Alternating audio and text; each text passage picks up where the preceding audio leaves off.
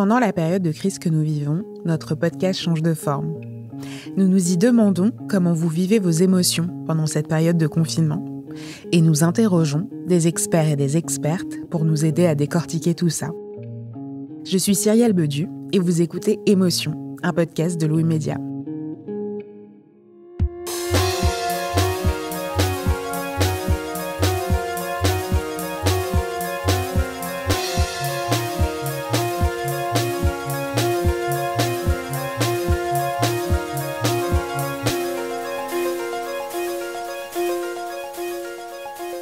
Il y a quelque temps, j'ai lu sur le site du Huffington Post un article écrit par la journaliste et blogueuse Fiona Schmidt qui s'intitulait « Le confinement n'est pas une compétition, arrêtons de nous culpabiliser ».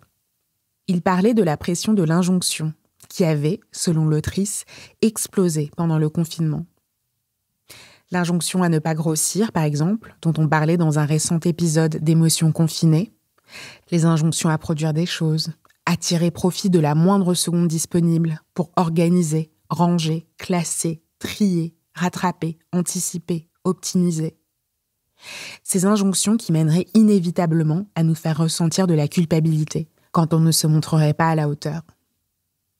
Doris, une auditrice d'émotion, nous a justement envoyé une note vocale qui allait dans le sens de cet article et de ce que ressentent beaucoup de gens en ce moment.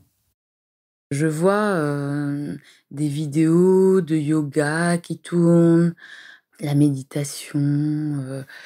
C'est comment réussir son confinement.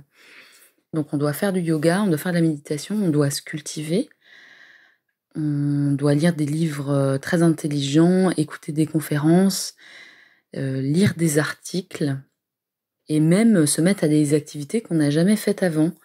Donc c'est le moment de se mettre à la couture, les gars, c'est le moment de se mettre au qigong.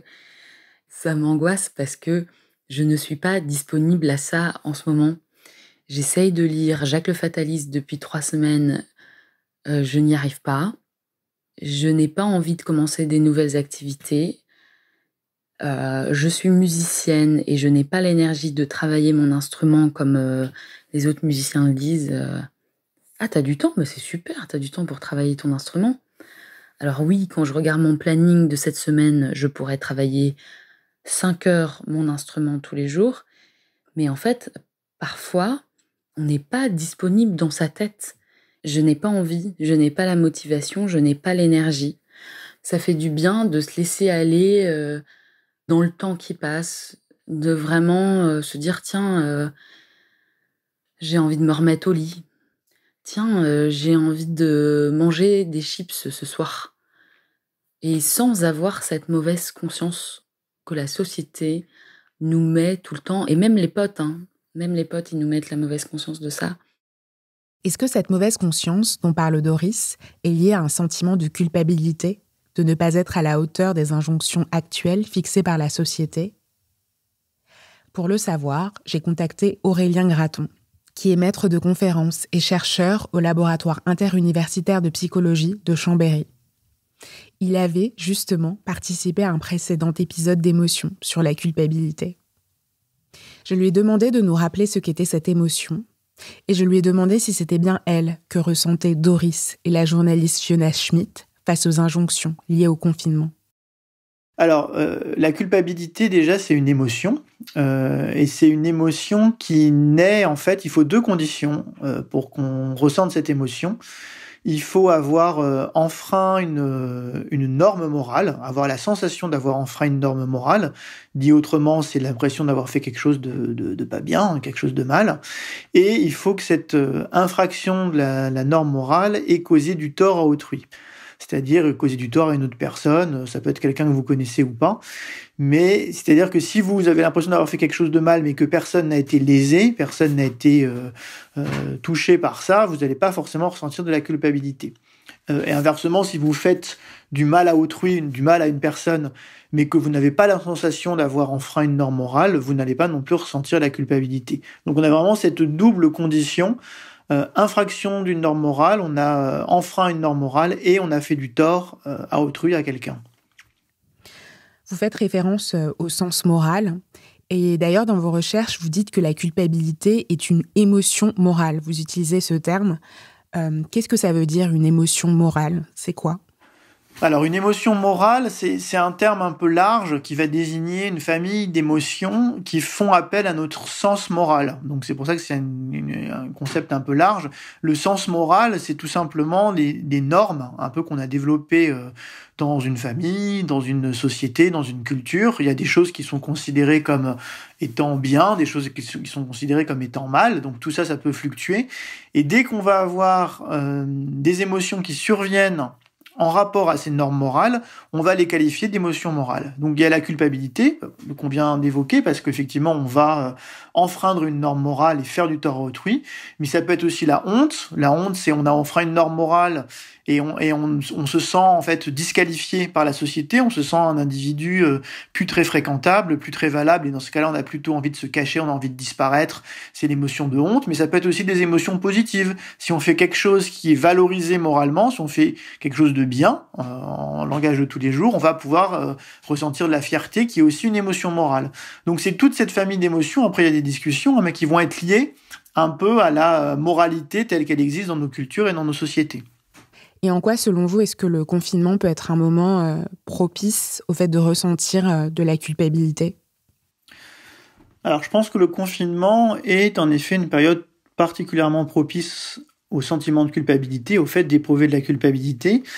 Ça peut s'expliquer par le fait que on a des injonctions en fait pendant le confinement, on a des injonctions à être, si on est parent, si on a des enfants, à devenir du coup instituteur, institutrice, donc à assurer des cours, l'école à la maison. On a une injonction à être effectivement continuer de travailler en télétravail par rapport à nos employeurs, et on peut ressentir un sentiment de culpabilité dans le fait de pas être à la hauteur de ces engagements. Il y a un autre phénomène peut-être plus indirect qui est un sentiment de culpabilité qui peut survenir par la sensation, pour ceux par exemple qui ne sont pas malades ou qui sont en bonne santé, d'être en bonne santé, d'être chez eux, et de pas en faire assez peut-être pour les personnes qui, par rapport aux soignants, par rapport aux personnes qui sont malades.